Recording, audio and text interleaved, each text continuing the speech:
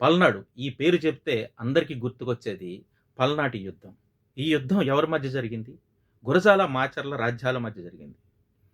వీటిని పరిపాలిస్తున్న నలగామరాజు వారసుల మాట ఎలా ఉన్నా, ఈ యుద్ధం ఎవరి కోసం జరిగిందంటే, ఇద్దరు మంత్రుల మధ్య జరిగింది. ప్రపంచంలోనే ఎక్కడా లేని విధంగా ఇద్దరు మంత్రుల మధ్య జరిగిన యుద్ధం పల్నాడు యుద్ధం. వాళ్ళెవరంటే బ్రహ్మనాయుడు, నాయకురాలు నాగమ్మ. వీళ్ళిద్దరి మధ్య జరిగినటువంటి యుద్ధమే పల్నాటి యుద్ధం. వీళ్ళ ఇగోకి, ఈ మంత్రుల ఇగోలకు పోవడంతో అక్కడున్నటువంటి కొన్ని వందల మంది ప్రజలు ప్రాణాలు కోల్పోయారు. నాగులేరు రక్తపు పారిందని చరిత్రలో చదువుకున్నాం. వీళ్ళిద్దరి ఇగోకి కొన్ని వందల మంది ప్రాణాలు కోల్పోయారు. చరిత్ర ఇదంతా. కానీ ఇప్పుడు కాలం మారింది. ప్రజాస్వామ్యం వచ్చింది. ప్రజలే రాజులయ్యారని చదువుకుంటూ ఉన్నాం, చూస్తూ ఉన్నాం.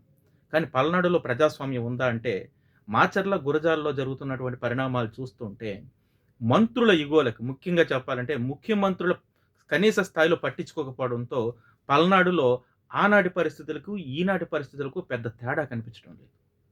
ఇటీవల జరిగినటువంటి ఒక సంఘటన, పల్నాడులో ఒక గ్రామానికి చెందినటువంటి ఒక వ్యక్తి చనిపోతే వేరే ఊర్లో, అక్కడి నుంచి తీసుకురావడానికి, ఆ మృతదేహాన్ని ఊర్లోకి తీసుకెళ్ళడానికి ఊళ్ళో ఉన్నటువంటి వేరే ప్రత్యర్థి వర్గాలు అడ్డుకున్నాయి. దాదాపు ముఖ్యమంత్రి, ప్రతిపక్ష నాయకుడు కూడా ఇన్వాల్వ్ అయినప్పటికీ ఒక రోజంతా శవాన్ని ఊరు బయట ఉంచాల్సొచ్చింది. ఆఖరికి పోలీసులకు ఇన్వాల్వ్ కావడంతో పరిస్థితులు చేయి జారిపోతాయని ఒక భయంతో ఆ మృతదేహాన్ని ఊళ్ళోకి తీసుకొచ్చి ఖననం చేశారు. ఇదంతా ఎందుకు జరిగింది? వైఎస్ఆర్ కాంగ్రెస్ పార్టీకి చెందినటువంటి దాదాపు 200కు పైన కుటుంబాలు ఇప్పుడు పల్నాడులో తమ సొంత గ్రామాలను వదిలి వేరే ఊళ్ళలో తలదాచుకుంటూ ఉన్నారు. ఇదెప్పుడు మొదలైంది? ఎందుకు మొదలైంది? 2019లో ముఖ్యమంత్రిగా జగన్మోహన్ రెడ్డి ఎన్నికైన తర్వాత దాదాపు 700 మంది తెలుగుదేశం పార్టీకి చెందినటువంటి కార్యకర్తలు తమ ఊర్లు వదిలి పారిపోవాల్సొచ్చింది. ఎన్నికల్లో జరిగినటువంటి మాటల యుద్ధం, అదేవిధంగా చేతల యుద్ధం. ఒకరిపై ఒకరు తెలుగుదేశం, వైఎస్ఆర్ కాంగ్రెస్ పార్టీ కార్యకర్తలు ఒకళ్ళపై ఒకళ్ళు యుద్ధాలు చేసుకోవడంతో, గొడవలు పెట్టుకోవడంతో అధికారంలోకి వచ్చినటువంటి వైఎస్ఆర్ కాంగ్రెస్ పార్టీ కార్యకర్తలు తెలుగుదేశం పార్టీ కార్యకర్తలను తరిమి కొట్టారు.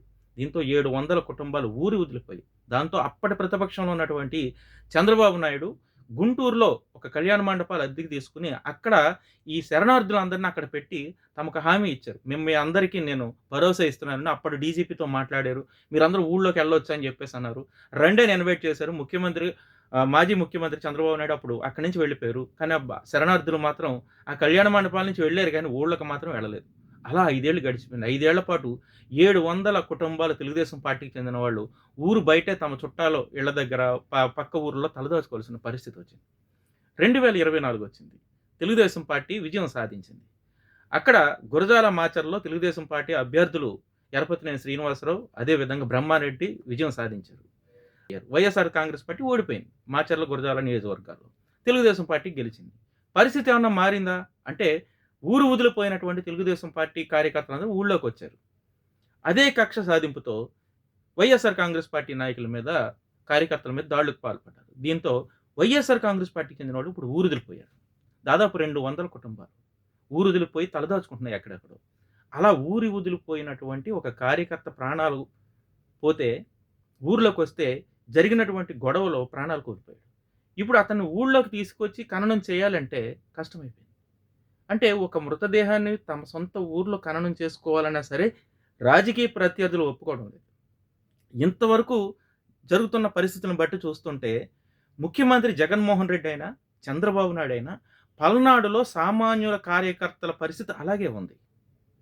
ఇక్కడ ఒక విషయం ఏంటంటే, 2 పార్టీల్లోనూ ప్రధాన నాయకులు ఊర్లోనే ఉంటున్నారు. కానీ సామాన్య కార్యకర్తలు మాత్రం బలిపశులవుతున్నారు. ఈ తప్పు ఎవరిది? చేస్తున్న నేరం ఎవరిది? దీనికి కారకులు ఎవరు? అప్పటి ముఖ్యమంత్రి ఇగోకపోతే ఇప్పుడు ముఖ్యమంత్రి ఎందుకు పోయాడు? ఆయన కూడా ఇగోకే పోయాడు. ఇద్దరు కూర్చుని మాట్లాడుకుని కార్యకర్తల జోలికి వెళ్ళకూడదంటే సామాన్యులు హ్యాపీగా ఉంటారు కదా. కానీ పల్నాడులో అప్పుడున్నటువంటి ముఖ్యమంత్రి జగన్మోహన్ రెడ్డి కానీ, ఇప్పుడున్నటువంటి ముఖ్యమంత్రి చంద్రబాబు నాయుడు కానీ కక్ష సాధింపు చర్యలే తీసుకుంటున్నారనేది నా అభిప్రాయం. ఎందుకంటే ఇప్పుడు ఉన్నటువంటి ముఖ్యమంత్రి మీద జగన్మోహన్ రెడ్డి ఎలాంటి స్టేట్మెంట్స్ ఇస్తున్నారు? మనం అధికారంలోకి వచ్చిన తర్వాత వడ్డీతో పాటు ఇస్తామంటున్నారు. అంటే దీని అర్థం ఏంటి? పల్నాడులో మామూలు పరిస్థితులు ఉండడానికి ఈ ముఖ్యమంత్రులు కానీ, లోకల్గా ఉన్నటువంటి ఎమ్మెల్యేలు కానీ, ఎమ్మెల్యే కంటెస్టెంట్స్ కానీ బాధ్యత తీసుకోరా? సామాన్యులు బలిపశువులు అవుతుంటే, సామాన్యులు ఊర్లు పారిపోవాల్సినటువంటి పరిస్థితులు క్రియేట్ అవుతుంటే, ఈ నాయకులు, అధినాయకులు ఏం చేస్తున్నారు? ఎవరి కోసం పనిచేస్తున్నారు? ప్రజల కోసం పనిచేయట్లేదా? కేవలం తమ కార్యకర్తల కోసమే పనిచేస్తున్నారా? కక్షపూరిత రాజకీయాలనే రెచ్చగొడుతూ ఉన్నారా? అంటే నిజమేనని అనిపిస్తుంది. ఈ రాజకీయ రణరంగంలో బలిపశులవుతుంది బడుగు బలహీన వర్గాలే. ఆయా పార్టీల్లో ఉన్నటువంటి అగ్రవర్ణ నాయకులు ఊళ్ళలోనే సంతోషంగా ఉంటున్నారు. ఎందుకంటే వాళ్ళకి ఆర్థిక బలం, భూమి బలం, రాజకీయ బలం ఉంటుంది. కానీ ఈ ముఖ్యమంత్రులను చూసి, ఈ ప్రధాన నాయకులను చూసి రెచ్చిపోయినటువంటి సామాన్య కార్యకర్తలు బలిపశులవుతున్నారు. గురజాల ఎమ్మెల్యే యరపతినేని శ్రీనివాసరావు. ఈయన కాసు మహేష్ రెడ్డిని ఓడించారు. అదే విధంగా మాచర్ల ఎమ్మెల్యే జూలకంటి బ్రహ్మానంద రెడ్డి. ఈయన పిన్నెల్లి రామకృష్ణారెడ్డిని ఓడించారు. ఓడిపోయిన వాళ్ళు గతంలో ఎమ్మెల్యేలుగా ఉన్నారు. ఇప్పుడు గెలిచిన వాళ్ళు ఏం చేస్తున్నారు? ప్రత్యర్థి పార్టీ అంటే వైఎస్ఆర్ కాంగ్రెస్ పార్టీ మీద కక్ష సాధింపు చర్యలకు పాల్పడుతూ ఉన్నారు. గతంలో వాళ్ళు అదే చేశారు. వీళ్ళు అదే చేశారు. సామాన్యులు బలిపశులవుతున్నారు. అది తెలుగుదేశం పార్టీ అయినా, వైఎస్ఆర్ కాంగ్రెస్ పార్టీ అయినా.